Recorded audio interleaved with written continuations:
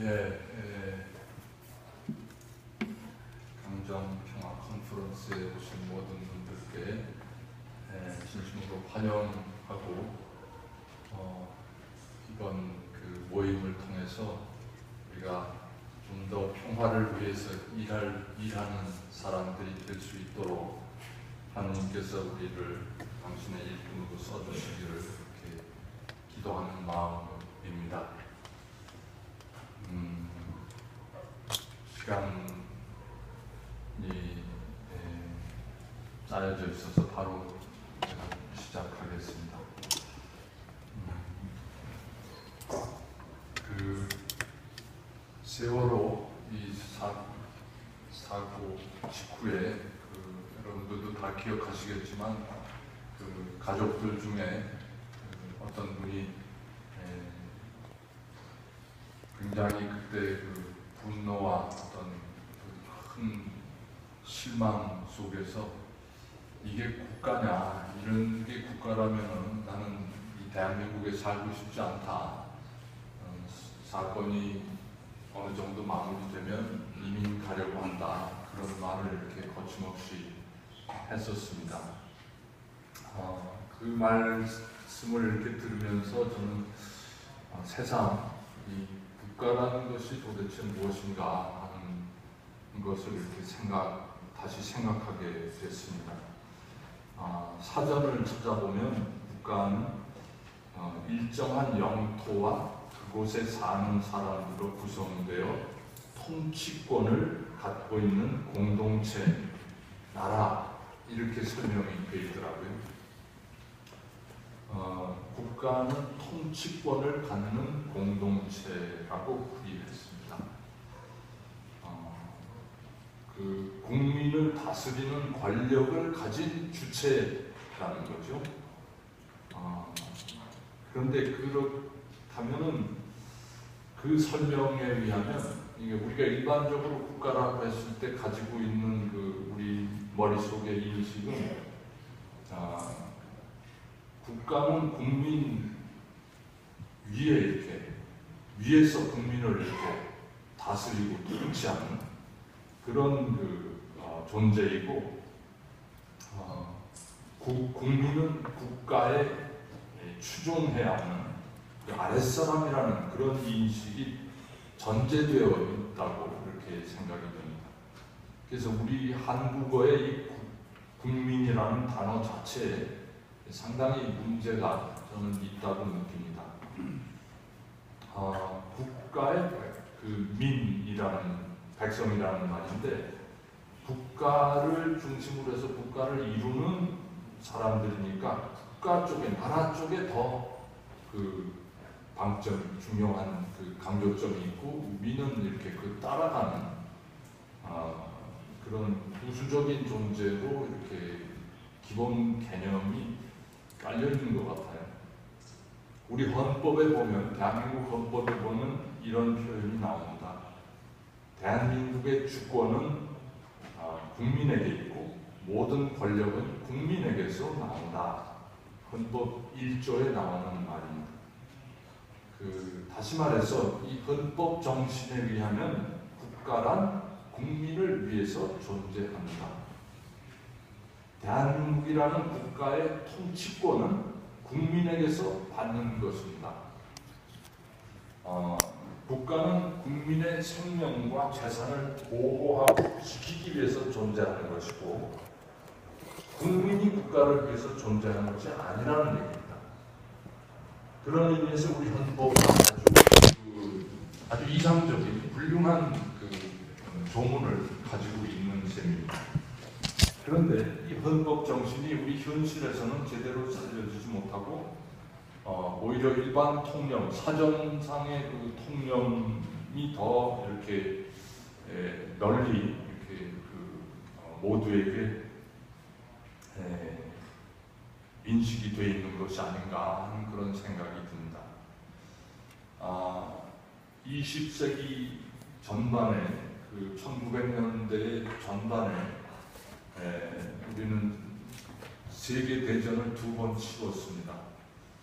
엄청난 그 희생을 치루었습니다.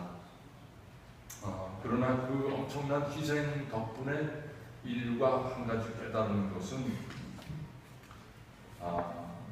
아무리 국가라고 해도 인간 생명과 인간의 기본적인 인권을 마음대로 좌지우지하거나 박탈할 권리는 갖지 못한다는 그런 그 깨달음입니다. 인간 생명은 국가의 가치보다도 더 우선되는 존재라는 그런 인식이 이 몇 천만 명의 그 생명을 희생시킨 다음에 인류가 깨달은 진리입니다. 인간이 국가가 존재하기 전부터 국가 권위에 근원을 부여하는 주체로서 이미 존재한다는 그런 인식이 이렇게 그 많은 희생과 고통을 통해서 비로소 세계 그 지도자들이 조금씩 인식하게 됐다는 겁니다.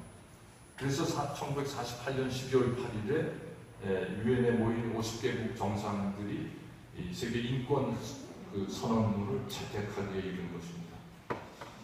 우리는 보통 그 국가, 나라라고 하면 우리 보통 사람들은 굉장히 그 숭고하고 그 고귀한 가치를 갖고 있고 그래서 국가를 상징하는 이 국기 앞에서는 이렇게 행동도 굉장히 조심하고 함부로 못하고 또 국가를 위해서 몸을 바친 사람을 애국자라고 해서 우리가 존경하고 찬양합니다. 그러나 인류가 살아온 그 역사의 과정을 이렇게 돌이켜보면 국가라는 존재는 과연 진정 그런 신성한 가치 아니면 절대적인 가치를 지니고 있는가 하는 데 대해서 우리가 의문을 갖게 됩니다. 왜냐하면 역사의 여정에는 국가의 이름으로 정말 엄청난 그 범죄들이, 죄악들이 저질러져 왔기 때문입니다.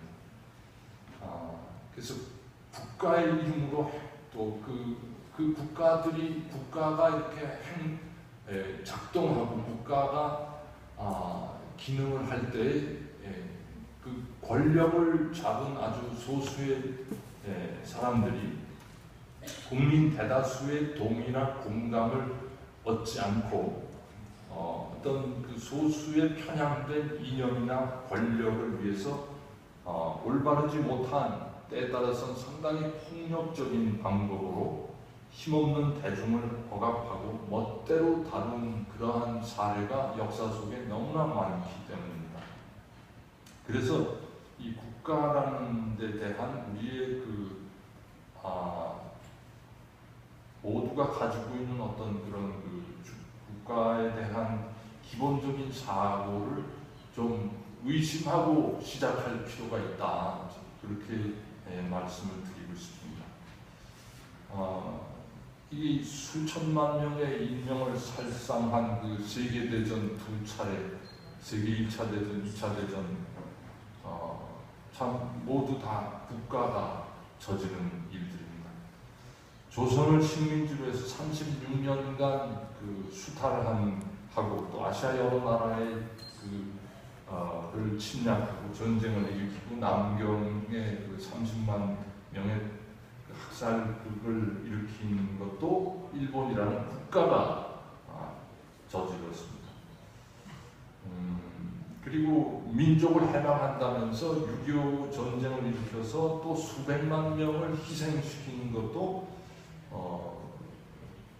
북조선 인민공화국의 이름으로 국가의 이름으로 저질러졌습니다. 조금 더 구체적으로 좀 이 국가의 성립 과정을 예를 들어서 제가 좀 말씀드려보고 싶은데, 우선 미국이라는 구체적인 사례를 들어보고 싶습니다. 저는 반미주의자가 아닙니다. 미국의 미국에 200만 명의 한국 사람들이 살고 있고, 저도 제 가족이 저만 빼고 다 미국 가 있어요. 그래서 미국 절대로 그 반미주의자는 아니라는 것을 먼저 전제로 하고 말씀드립니다.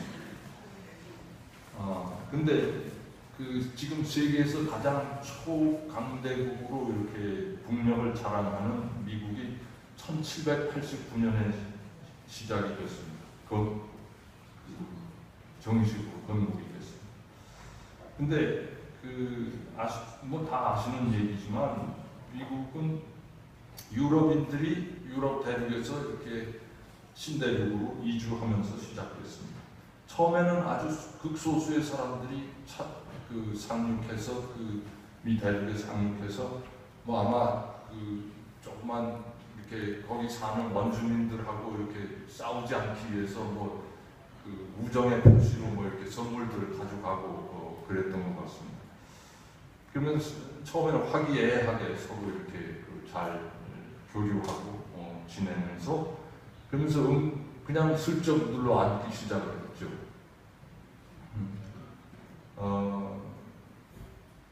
근데 차츰 더 많은 사람들이 배를 타고 이렇게 신대륙에 건너왔고, 그냥 이렇게 뭐 아무도 이렇게 원주민들한테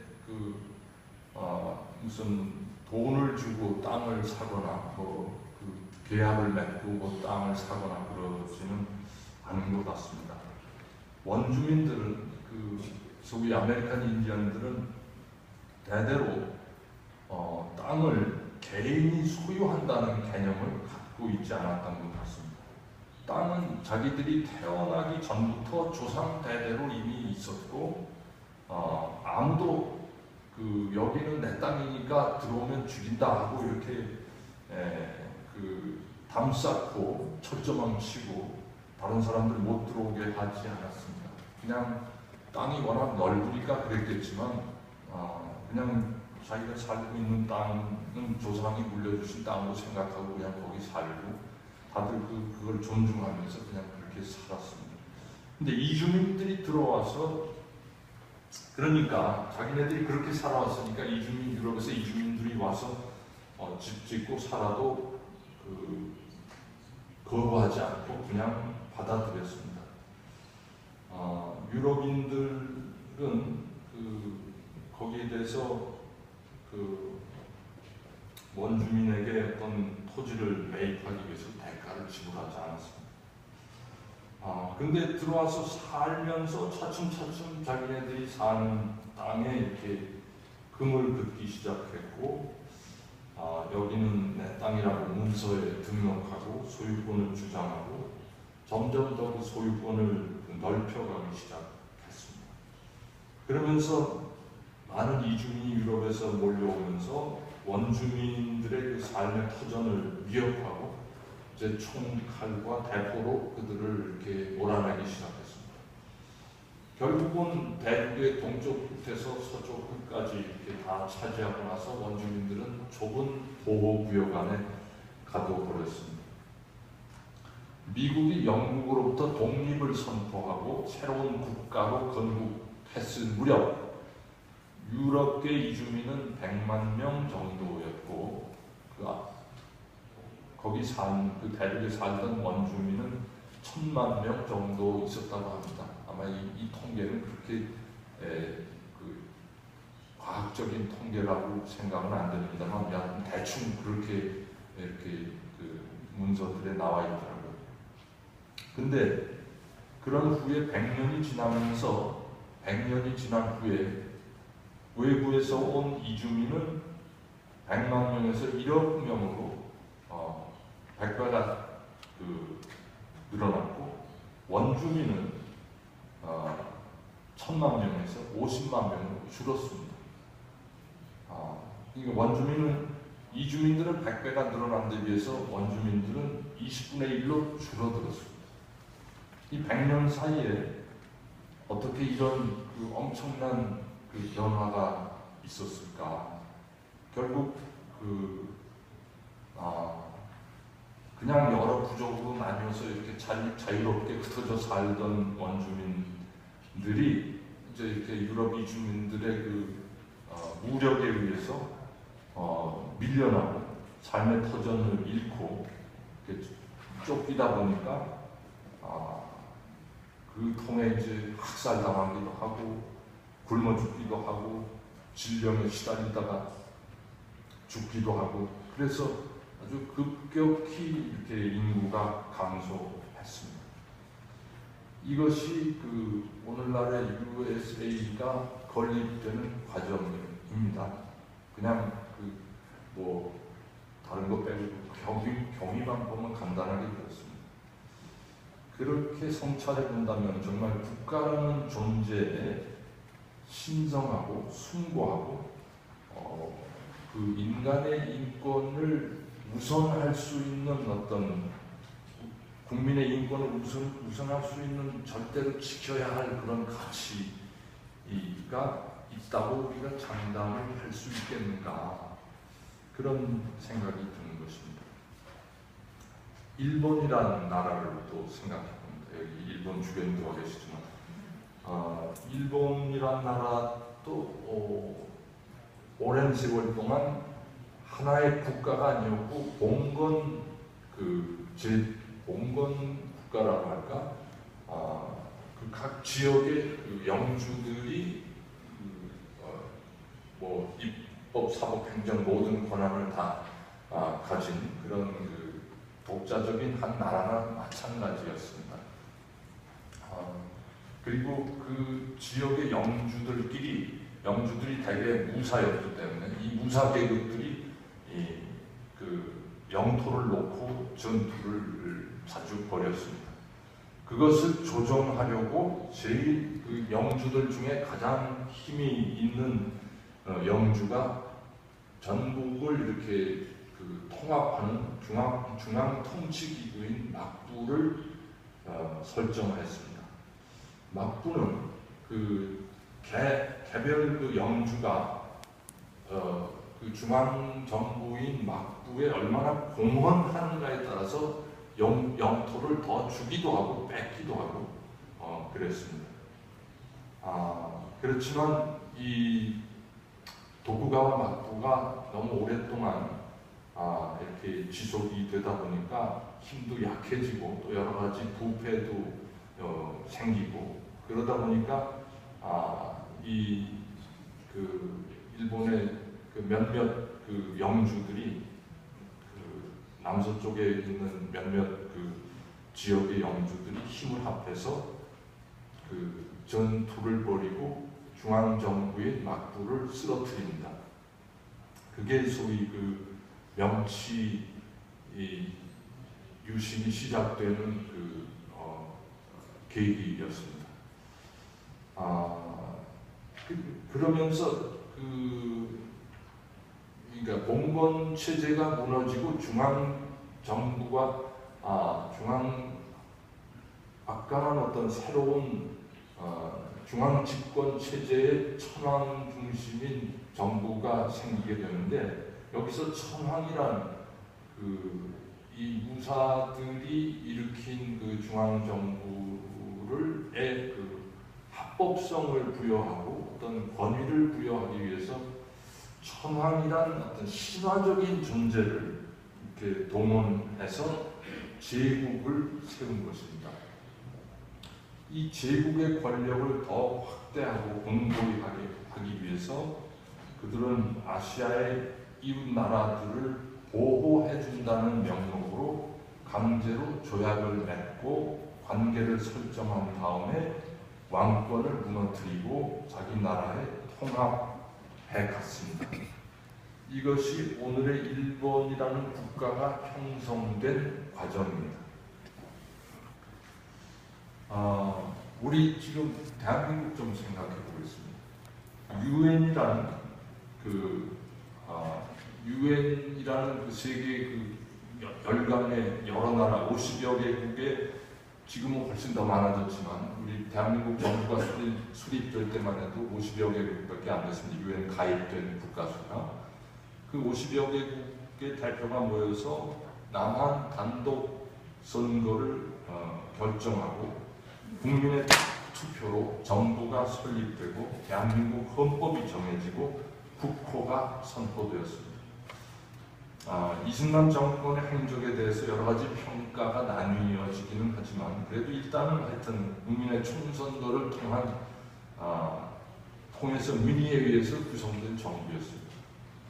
그러나 이 이승만 정권이 1948년 8월 15일에 그 정부 수립을 공식적으로 선포했는데 그 같은 해 48년 10월 17일에 여러분들이 아시다시피 제주도에만 그 국한된 계엄령을 선포했고 4.3에 대한 본격적인 진압을 명령해서 무장 세력을 일소한다는 그 명목으로 제주 중산간 마을을 초토화하고 민간인들을 학살하기 시작했습니다. 그리고 또 조금 있다가 1950년 이제 6.25 전쟁이 터지니까 적에게 그 협조할 가능성이 있는 위험 인물들을 미리 체포해라. 예비 검속이라는 명목으로 체포해서 아무런 정당한 재판이나 조사 과정 없이 이들을 무더기로 처형했습니다. 결국 제주도 주민 전체 10% 이상 3만여 명이 학살되었습니다. 같은 시기에 제주도 4.3의 이런 희생이 이루어지는 같은 비슷한 시기에 전국 각처에서는 또 보도연맹이라는 그 조직이 완전히 아주 철저히 그 처단당하는 그런 그 사건들이 여기저기서 터졌습니다. 보도연맹이란 그 젊은 분들은 잘 모르시겠지만 이승만 대통령이 이제 그 대한민국을 이렇게 건립하면서 그 전에 있던 좀 사회주의적인 사상을 가진 사람들이 대한민국 정부에 좀 더 이렇게 제대로 합류하고 또 힘을 합쳐서 나라를 일으켜 세우자 하는 그런 뜻으로 좌익 사상을 버리고 이제 대한민국의 건설을 위해서 협력하자 하는 그런 뜻으로 이들을 그 보도연맹이라는 명칭의 단체에 거의 강제로 가입을 시킵니다. 근데 이때 뭐 정확한 자료도 지금은 아직 조사가 안 돼 있는 것 같은데 30만 명 가까이가 이 보도연맹에 가입이 됐었다고 하고, 근데 그 중에 상당수는 물론 실제로 좌익 사상을 가진 사람들이 많이 목표가 돼서 이제 그 보도연맹에 가입을 했지만 그렇지 않은 일반인들도 그냥 아무것도 모르는 농민들도 그냥 무더기로 이렇게 막 집어넣어서 그 명단을 작성하는 공무원들이 자기 실적 올리느라고 막 아무나 이렇게 이름을 넣어가지고 그렇게 해서 만든 것이 이 보도연맹인데, 이 보도연맹에 가입된 이들도 우리 4.3의 희생자들하고 똑같이 예비검속이라는 데 덫에 걸려가지고 엄청나게 많은 사람들이 학살을 당했습니다. 그 학살 현장의 기록 사진을 이렇게 보면 그것이 미군에서 가지고 있는 자료가 이제 해금이 돼가지고 이제 보도가 돼서 인터넷에서도 볼 수 있습니다. 그 사진을 보면 옛날 2차 대전 말에 유대인들이 나치가 유대인들을 학살하던 그 광경하고 거의 똑같습니다. 과거사위원회에서 이 보도연맹에 관한 진실을 밝혀나가다가 2009년 정권이 바뀌면서 수록됐습니다. 이게 국가가 한 일입니다. 이렇게 생각해 볼 때 국가란 과연 무엇인가 이렇게 새롭게 이렇게 성찰할 수밖에 없습니다. 국가가 국민 전체의 행복과 생명과 재산과 안전을 위해서 존재하는 기구이지만 국가가 현실 속에서 존재해온 그 양상을 보면 정말 제한된 소수의 권력자가 올바르지 못한 방법으로 국가 권력을 장악하고 국민 모두의 공동선을 위해서 일하기보다는 소수 지도자의 명분과 이익을 위해서 여러 가지 참 비합법적인 폭행과 범죄의 주체로 일을 해온 경우가 너무나 많았던 것입니다. 그리고 국가가 섬기고 보호해야 할 국민의 기본권을 유린해온 사례가 너무나 허다했습니다. 시간 관계상 제가 5.16 군사 쿠데타 이후에 있었던 일 다 생략합니다. 그렇다면 국가는 국민이 항상 무조건 추종하거나 순종하여야 할 신성 불가침의 존재로 인식하고 있는 것은 문제가 있다, 이렇게 생각합니다. 국가는 인간의 기본적인 인권을 마음대로 조정 처리할 그런 권위를 사실은 아무에게서도 받은 적이 없습니다. 그러나 국가 권력을 장악한 사람들이 마치 그런 권위를 받은 것처럼 행동해왔습니다. 고대 왕정 시대에는 임금이 신에게서 직접 자기 왕으로서의 권위를 받았다는 것을 이렇게 드러내기 위해서, 자기 권위가 신성하다는 것을 드러내기 위해서 임금이 제관의 직무를 겸하는 경우들이 많았습니다. 에집트 제국에서도 그랬고, 바빌로니아 제국에서도 그렇고, 유다 제국, 유다 왕국에서도 그런 적이 있었습니다.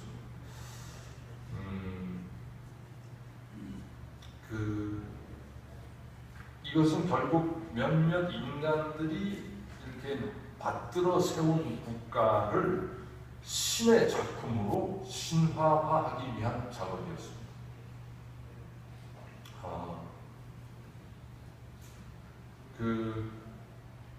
이스라엘 백성은 본래 아시다시피 왕정 체제를 갖고 있지 않았죠. 판관이 이렇게 다스리고 탈났을 때만 판관이 나서서 이렇게 판별을 식별해주고 판단해주고, 또 누구 침략을 받으면 앞장서서 나가서 싸워주고, 그러던 차에 이제 자꾸 이 민족의 침략이 잦아지니까 이스라엘의 원로들은 사무엘 예언자에게 가서 우리에게도 왕을 세워주시오 하고 이렇게 요구하기 시작을 했죠. 성서에 보면 사무엘이 무척 속이 상했다고. 근데 하느님께서 사무엘에게 이렇게 말씀하셨습니다. 백성이 너에게 하는 말을 다 들어주어라. 그들은 사실 너를 배척한 것이 아니라 나를 배척하여 더 이상 나를 자기네 임금으로 삼지 않으려는 것이다. 이게 아마 본래 제 원고에 안 들어있어서 통역하시는 박신님 지금 고생하실 거거든요. 사무엘전서 8장 7절의 말씀입니다. 그리고 사무엘은 하느님 말씀을 듣고 임금을 요구하는 이스라엘 원로들에게 너희들이 지금 요구하는 게 뭔지 아냐? 너희들이 요구하는 왕국의 실체는 이런 거다 하고서 이제 하느님 말씀을 전합니다. 이게 사무엘전서 8장 11절에서부터 18절의 말씀입니다. 그냥 빨리 읽어드리죠. 이것이 여러분을 다스릴 임금의 권한이요. 그는 여러분들을, 그는이라는 건 왕이라는 새로 세워질 왕을 말합니다. 왕은 여러분들의 아들들을 데려다가 자기 병거와 말 다루는 일을 시키고 병거 앞에서 달리게 할 것이요. 천인 대장이나 50인 대장으로 삼기도 하고 그 밭을 갈고 수확하게 할 것이며 무기와 병거의 장비를 만들게도 할 것이요. 그는 또한 여러분의 딸들을 데려다가 향 제조사와 요리사와 제빵 기술자로 삼을 것이요. 쭉 이어진다. 그래서 하여튼 그러다가 나중에는 여러분의 나귀를 끌어다가 자기 일을 시킬 것이요. 여러분의 양떼에서도 11조를 거두어 갈 것이며 마지막엔 여러분마저 그의 종이 될 것이요.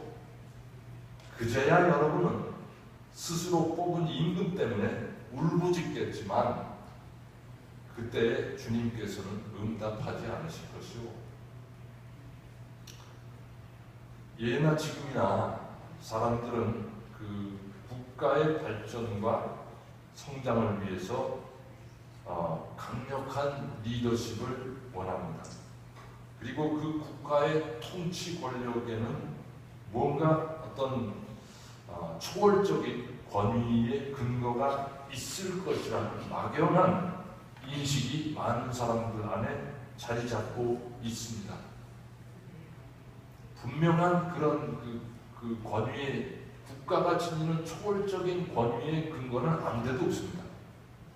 근데 막연히 다들 그렇게 생각하고 있습니다.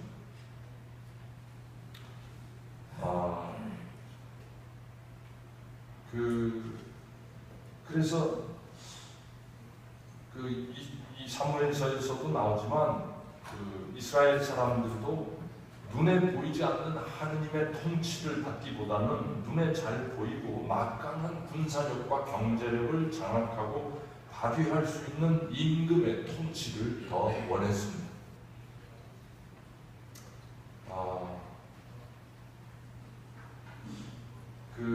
우리 그리스도인들은 인간들의 공동체인 국가를 근거 없는 신화에서 해방시킬 사명을 띠고 있는 것이 아닌가 하는 생각이 듭니다. 지상의 평화를 쌓아 올리려면 우리 모두가 국가라는 신화화된 존재, 그 위에 올라서야 된다고 생각합니다. 권력을 행사하는 이들도 신격화된 국가에서 해방될 때 비로소 국가를 초월하는 더 높은 궁극적인 가치를 지향할 수가 있다고 봅니다. 그런 전망을 갖지 못하면 그쪽으로 나아갈 수가 없습니다. 즉 국가 권력도 국가를 현실 속의 가치 체계의 최고 순위에 놓지 말고 국적과 국경을 넘어서 인류 전체의 행복과 평화를 추구하는 초월적인 전망을 열어갈 수 있을 때 세상에 참 평화가 시작될 것입니다. 그렇지 않으면 나라와 나라 사이의 마찰과 분쟁은 세상 끝날까지 극복할 수 없을 것입니다. 이제 아까는 주로 국가의 통치권과 관련해서 말씀드렸는데, 이제 국가와 영토, 사전에 나와 있는 국가의 큰 특징 중에 영토를 일정한 영토를 가지고 있다는 거하고 통치권이라는 거 두 가지를 제가 처음에 말씀드렸는데, 이 영토에 대해서 좀 말씀드리고 있습니다. 지금 세계 평화를 가장 위협하는 곳은 중동 지역입니다. 이스라엘과 팔레스타인의 긴장이 끊이지 않고 이어지다가 가자 지구에서 엄청나게 많은 민간인들이 애꿎게 죽어가 나갔습니다. 또 최근에는 시리아 지역의 내란이 이어지다가 이제 또 이슬람 국가라고 하는 새로운 체제가 이렇게 등장하면서 지금 그쪽 이라크 북부 지역, 시리아 북부 지역으로 이제 연합군들이 이제 지금 폭격을 시작하고 하고 있는데, 하여튼 이루 말할 수 없는 비극이 거기서 이렇게 이어지고 있습니다. 이 중동 지역은 고대에서부터 여러 제국들이 서로 그 땅을 놓고서 뺏고 빼앗기고 그런 각축의 연속이었습니다. 아브라함 후손 이스라엘 백성은 근데 성서로 돌아가서 이렇게 생각을 해보면 이들은 본래 나그네로 떠돌다가 노예 생활을 하던 그 에집트를 탈출한 후에 모세의 그 인도하에 40년 동안 광야를 떠돌다가 여호수아의 인도로 겨우 팔레스티나 땅에 정착했습니다. 이스라엘 백성은 그곳이 그 젖과 꿀이 흐르는 땅인 줄로 기대했으나 그곳에는 이미 여러 원주민들이 살고 있었습니다. 팔레스티나라는 명칭 자체가 아시다시피 히브리인들이 정착하기 전에 이미 오래전부터 200여 년 전부터 북쪽에서 이주해온 필리스테인들 성서에서는 블레셋이라고 표기하죠. 근데 이 사람들이 본래 북쪽에서 이렇게 내려온 사람들이었죠. 그 사람들이 내려와서 먼저 이렇게 점령을 하고 차지하고 있어서 거기서 이제 팔레스티나라는 이름이 유래했는데 이 히브리인들이 블레셋 사람들과 또 다른 그 지역의 원주민들과 수많은 갈등과 전투를 거친 끝에 이스라엘 왕국을 세웠습니다. 근데 이 왕국이 또 얼마 안 가서 남북으로 양분되었고 기원전 586년에 바빌로니아 제국에 의해서 완전히 멸망당했죠. 그 후에 페르시아, 그리스, 로마 그리고 오스만 제국이 차례로 그 지역을 점령 지배했고 2차 세계대전 이후에 1920년부터 48년까지는 영국의 식민지였습니다. 오늘날 이스라엘 새 정부가 다스리고 있기는 하지만 이런 팔레스티나의 긴 역사를 이렇게 되짚어 본다면 이 땅이 유대인들의 땅이라고 유대인들만의 땅이라고 단언하기가 쉽지가 않은 거죠. 이 투쟁과 갈등의 역사는 비단 그 팔레스티나뿐만 아니라 세계 많은 나라가 겪어온 비슷한 갈등의 역사이기도 합니다. 인류는 땅을 차지하기 위해서 헤아릴 수 없는 전쟁과 그 분쟁을 일으켰고 참으로 많은 피를 흘렸습니다. 성서의 전통에서 땅은 인간이 독점할 수 있는 그 소유물이 될 수 없습니다. 레위기에 보면 땅은 어디까지나 하느님이 잠정적으로 인간에게 관리를 위탁한 하느님의 소유물이지 인간이 이것을 영구히 자기 것으로 만들 자격이 없는 것으로 이렇게 나옵니다. 사정이 어려워서 땅을 남의 손에 넘겼다고 하더라도 희년이 되면 남의 땅을 이렇게 뺏었던 사람도 차지했던 사람도 원주인에게 돌려주어야 한다는 것이 성서의 기본적인 입장입니다. 레위기 25장 23절에 보면 땅을 아주 팔지는 못한다. 땅은 나의 것이다. 너희는 내 곁에 머무르는 이방인이고 거류민일 따름이다. 이게 하나님의 말씀입니다. 땅은 아주 팔지 못한다. 땅은 내 거다. 내 거다. 너희는 그냥 거기 머무르는 거류민, 이방인일 따름이다. 땅에서 나는 모든 소출의 10분의 1을 바치라는 그 11조의 규범도 땅에서 얻은 모든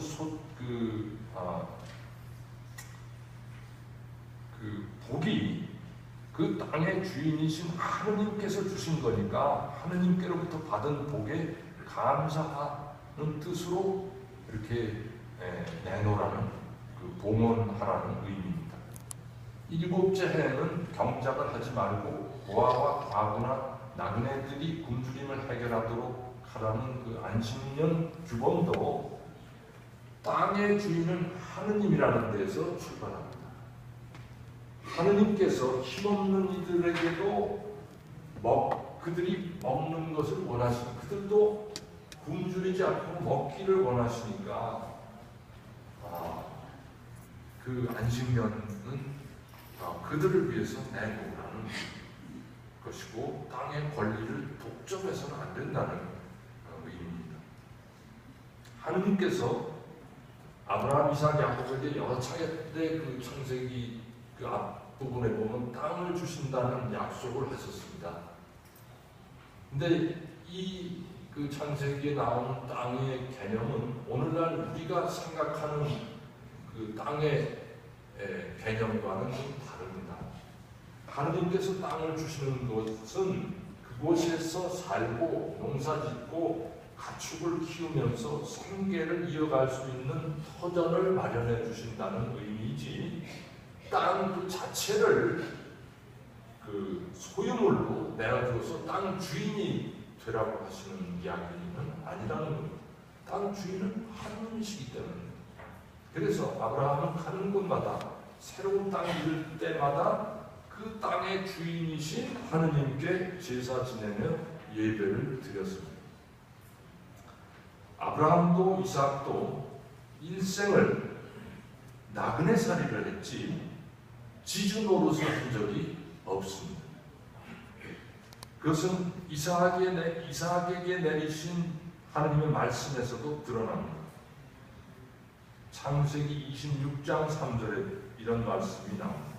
너는 이 땅에서 나그네살이 하여라. 내가 너와 함께 있으면서 너에게 복을 내려주겠다. 내가 너와 네 후손에게 이 모든 땅을 주고 너의 아버지 아브라함에게 맹세한 그 맹세를 이루어 주겠다. 여기서 하나님은 이삭에게 땅을 주시고 이렇게 복을 내려주시지만 그곳에서 땅을 주시면서도 나그네살이라고 하십니다. 그러니까 땅 주인이 되라는 말씀이 오는 거죠. 야곱이 요셉을 의지해서 에집트로 내려가서 파라오를 만나고 파라오가 그 나이를 묻자 야곱은 이렇게 답합니다. 창세기 47장 9절에 나오는 말씀. 제가 나그네살이 한 횟수는 130년입니다. 제가 산 횟수는 짧고 불행했을 뿐 아니라 제 조상들이 나그네살이 한 횟수에도 미치지 못합니다. 야곱은 생의 마지막 순간에 자신의 일생을 나그네살이로 인식하고 있습니다. 이 나그네라는 자아인식은 인간이 이 세상을 잠시 스쳐 지나가는 여행객으로 스스로의 존재를 이해하는 그런 표현입니다. 아브라함, 이삭, 야곱의 하느님께서 그들을 평생 나그네로 살도록 두신 것은 하느님께서 내리시는 복이 땅덩어리보다 훨씬 더 소중하고 가치 있는 것임을 깨닫게 하시려는 목적이었다고 생각이 듭니다. 그래서 그들을 땅에 대한 집착과 땅에 대한 그 땅의 소유욕을 초월한 자유로운 삶, 하느님께 모든 것을 의존하는 믿음의 삶으로 초대하신 것이 아니었을까 그렇게 생각됩니다.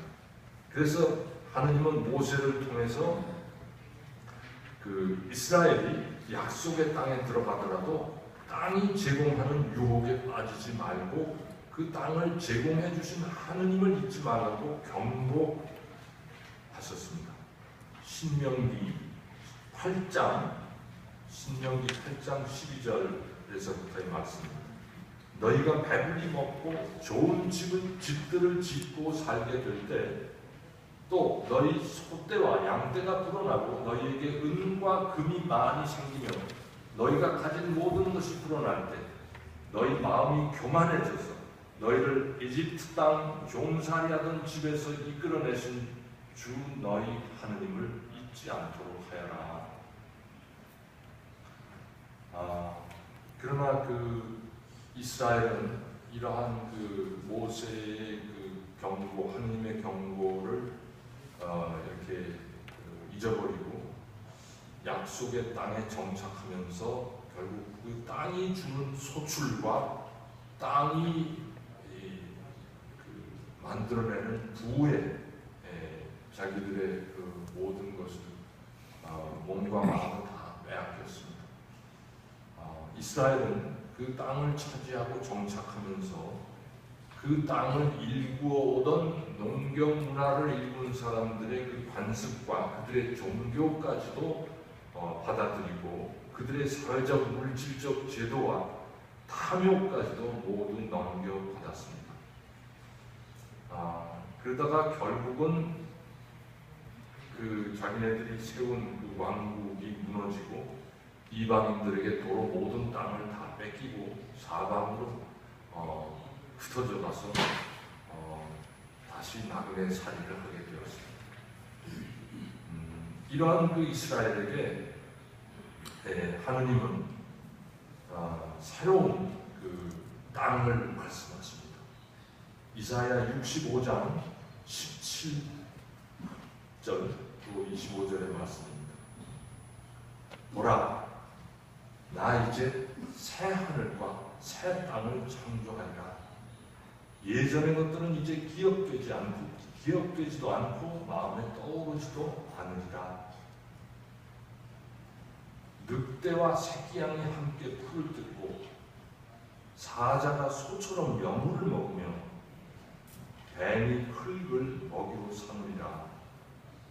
나의 거룩한 산 어디에서도 그들은 악하게도 패덕하게도 행동하지 않으리라. 이 예언서의 가르침은 이스라엘 백성에게 땅에 대한 완전히 새로운 전망을 제시합니다. 이스라엘이 그토록 집착하던 약속의 땅은 팔레스티나의 그 한 땅덩어리를 초월해서 새 하늘과 새 땅이라는 종말론적인 땅으로 탈바꿈되어야 한다는 것을 예언자들은 제시하는 것입니다. 예수님은 구약의 백성이 그토록 매달리고 그 집착했던 그 땅을 하늘날 하느님이 다스리시는 왕국으로 대체하십니다. 당신을 따르는 제자들에게도 땅과의 인연을 끊고 이 땅을 초월하는 새로운 땅을 추구하도록 계속 가르치고 경고하십니다.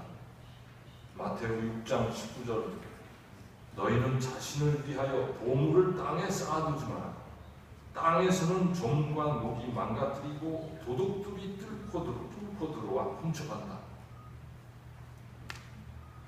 또 마태오 19장 29절에 보면 내 이름 때문에 집이나 형제, 자매, 아버지나 어머니, 자녀나 토지, 땅을 버린 사람은 모두 100배로 받을 것이고 영원한 생명도 받을 것이다. 예수님은 당신과 당신 제자들이 근원적으로 땅에 속한 사람이 아님을 가르치셨습니다. 요한복음 3장 31절 위에서 오시는 분은 모든 것 위에 계신다. 땅에서 난 사람은 땅에 속하고 땅에 속한 것을 말하는데 하늘에서 오시는 분은 모든 것 위에 계신다. 예수님은 땅에서 사셨지만 땅에서 분리되어서 거룩한 하느님의 땅으로 도약하시려고 하는 그런 분이셨습니다. 요한복음 12장 32절에 이렇게 말씀하십니다. 나는 땅에서 들어 올려지며 모든 사람을 나에게로 이끌어 드릴 것이다.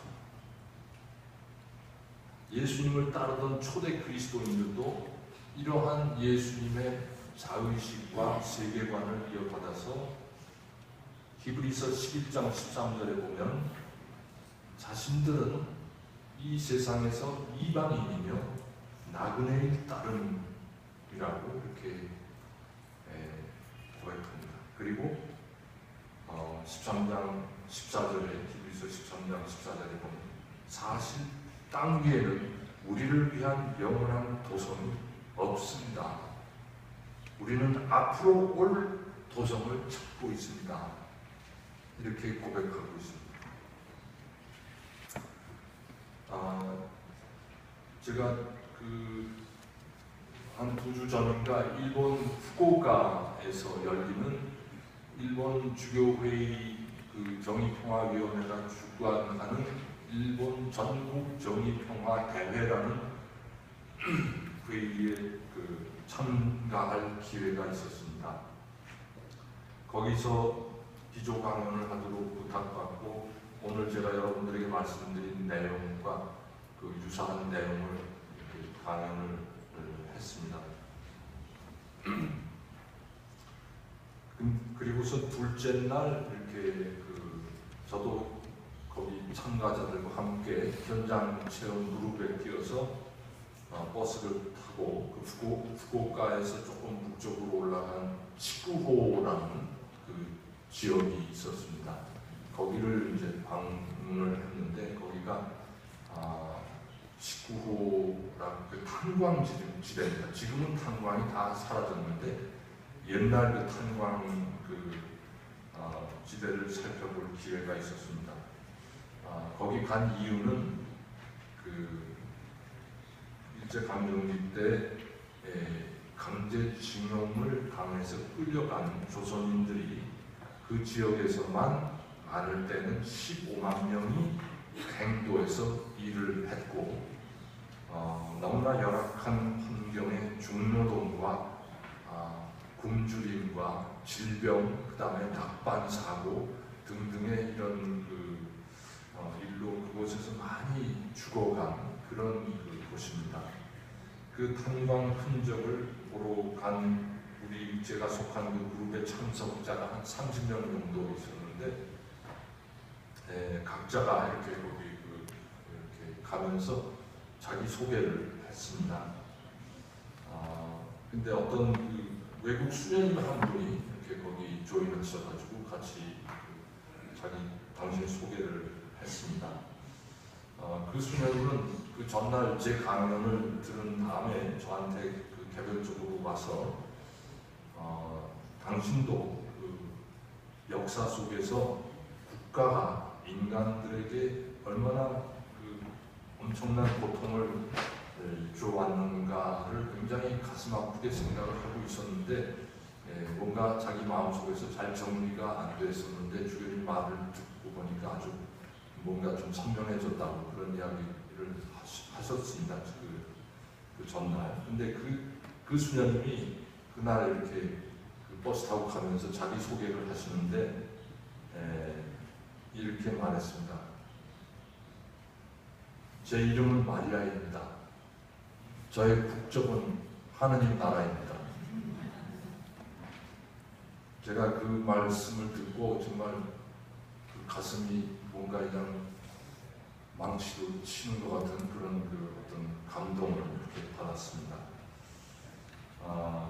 우리 그리스도인들은 이 세상의 국가 그렇다고 제가 국가를 무시하라는 얘기는 아닌데 이 세상에 그냥 막연히 이렇게 전제되어 있는 그런 국가관은 탈피해서 그보다 훨씬 더 높은 가치, 하느님의 나라라는 가치를 더 우선할 수 있는 그런 확신을 가지고 살아야 되지 않겠는가 그런 생각을 합니다. 예수님이 하는 이 세상에 오셔서 처음부터 끝까지 가장 많이 이렇게 선포하신 복음 말씀의 단어가 하느님 나라입니다. 왜 예수님이 하나님 나라라는 말을 그렇게 많이 쓰셨을까? 이 잘못된 국가관을 이렇게 무너뜨리고 우리를 거기서 해방시키기 위한 첫 작업을 해주신 것이 아닌가 그런 생각을 했습니다. 이상 제 말씀 마치겠습니다.